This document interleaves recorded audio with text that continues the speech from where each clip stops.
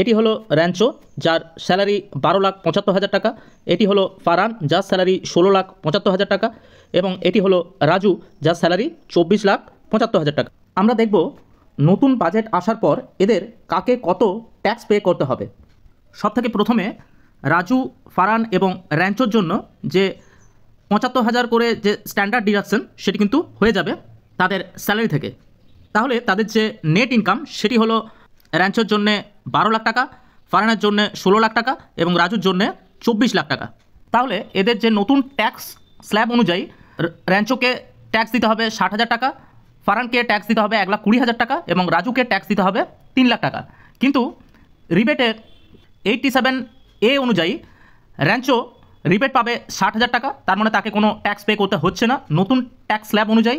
এবং ফারহানকে ট্যাক্স দিতে হবে 1,20,000 টাকা, কারণ তার জিরো রিবেট এখানে আসছে। এবং রাজুকেও জিরো রিবেট যেহেতু এখানে হচ্ছে, তাই তাকে ট্যাক্স দিতে হবে 3 লাখ টাকা।